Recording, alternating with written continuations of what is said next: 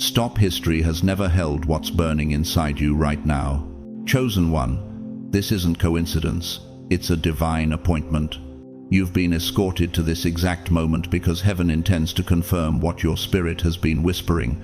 My purpose will stand, Isaiah 46:10, and you are standing in the middle of it.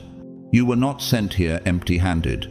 God armed you with a spiritual signature that cannot be copied, counterfeited, or silenced, a weapon wrapped in your very being. That's why your fire refuses to die. That's why ordinary rooms feel too small. The pressure you've felt is not punishment, it's proof. Hell recognized your assignment before you did, and the warfare was simply the alarm that what you carry is unprecedented. Hear this personally. You are not overlooked, you are anointed. What Gideon called least, heaven called mighty warrior, Judges 6:12. What others label small, God multiplies. The same spirit that strengthened David in valleys, guided Moses through seas, and positioned Esther in palaces is alive in you now, and what they carried shook empires. What you carry will shake generations. Your love will mend what bitterness shattered. Your faith will move what fear cemented. Your authority will silence what once stalked your nights. Let's walk this out together. If your spirit is resonating, drop 777 inches to the comments to seal it. Follow the channel so you won't miss the next confirmations. And thank you deeply to everyone who keeps this light burning through shares, prayers, and super thanks. Your generosity is oil for the lamp, helping other chosen ones find their way home. Stay close. Next, I'll reveal the 3 ways heaven hid your weapon in plain sight, disguised as sensitivity, setback, and solitude, and how to deploy it without wasting a word. Before we go deeper, ask yourself with honesty, will you keep treating your difference like a burden, or will you finally wield it like the God-forged instrument it has always been? God's chosen ones, no one in history carried what you now carry within.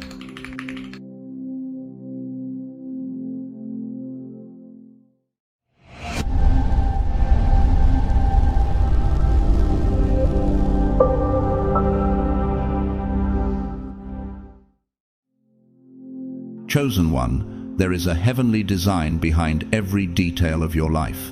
Before you ever spoke your first word, heaven had already whispered your purpose.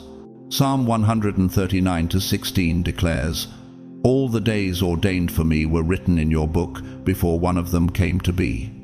That verse is not merely poetic comfort, it is your biography written in divine ink. You, the one who sometimes feels overlooked, were drafted into eternity's script before the dawn of creation. Your life is not an accident, but an orchestration, an intentional masterpiece of grace composed by the master creator himself. Every ache, every delay, every unanswered prayer is proof of a divine gift, a supernatural perception granted to those chosen to carry heaven's fire through human form. When you stumble, mercy has already laid a net beneath your fall. When fear grips your heart, faith has already been woven into your spirit like steel hidden under silk. When you face the heat of adversity, forgiveness is already waiting on the other side, radiant and patient. As Isaiah 43:2 proclaims, "When you walk through the fire, you will not be burned. The flames will not set you ablaze. Nothing that happens to you is wasted." Every scar becomes a scriptural echo that reshapes you into someone unbreakable, luminous, and anointed. You may not realize it, but what you carry is weighty, heavier than gold, yet lighter than light itself. You are not behind, you are being forged. Just like diamonds that emerge under immense pressure, your soul is being refined for divine strength. Job 38:32 records God's question, "Can you bring forth the constellations in their seasons?" That question still whispers through your days. It is heaven's reminder that the same hand that placed the stars also placed you. The furnace that surrounds you is not punishment, it is alignment. Every hardship recalibrates your inner frequency to resonate with heaven's voice. The divine current that flows within you is not random, it's a sacred rhythm guiding your every step. Daniel's friends in Babylon stood within the flames and emerged untouched, not because of their strength, but because of presence. That same presence walks beside you in silence. When the fire rises, it reveals not ruins, the treasure that's been buried within you all along. Sometimes the flames are heaven's X-rays, showing what's real beneath the surface. And when exhaustion comes, when your heart feels like it's beating out of sync with hope, remember this. Zechariah 4:6 says, "Not by might nor by power, but by my Spirit, says the Lord of hosts." Your endurance is not fueled by effort, it flows from spirit. And in those hours when loneliness hums through your chest, listen closely. It's the sound of heaven tuning you like a sacred instrument. Bach's Jesu, Joy of Man's Desiring, once wove light and longing together into melody, proof that reverence often hides inside restraint. Your life hums with that same divine rhythm. Every silence in your story is a rest note written by God, perfectly placed between crescendos of revelation. The Apostle Paul described it perfectly. We are hard-pressed on every side, but not crushed, perplexed, but not in despair. 2 Corinthians 4-8. And remember what Pope John Paul II once told a gathering of believers.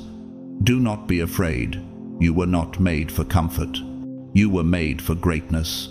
That greatness isn't measured in applause, but in endurance, in carrying sacred fire when the world offers only smoke.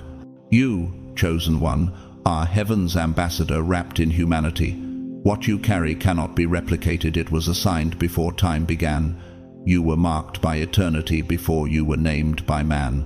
At times, you may feel like your process is endless, but it is not delay, it is divine design.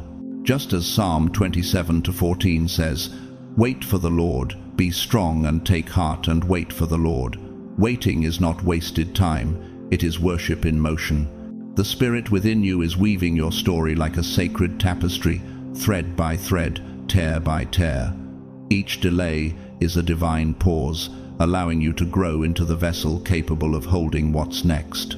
You may ask yourself in quiet moments, what if this pain is the birthplace of my power? What if this delay is proof of my destiny? What if God has not forgotten me, but is simply waiting for me to see myself as He does? From this understanding, I've learned one holy truth. God does not rush masterpieces. What feels like stillness is often heaven setting the stage for movement. So, share your story, the waiting, the breaking, the rebuilding. Someone out there is watching you survive what they fear they cannot. Let your scars speak, for they are sermons no words can preach. The frustration you feel is not failure, it is holy dissatisfaction, a sacred restlessness, whispering that you were made for more. Deep inside you, the Spirit of God is crying for expansion, for the fullness of the divine blueprint placed within you before time began. What you feel is not discontent, it is divine tension, a signal from heaven that your supernatural perception is awakening. You were never meant to be comfortable in mediocrity.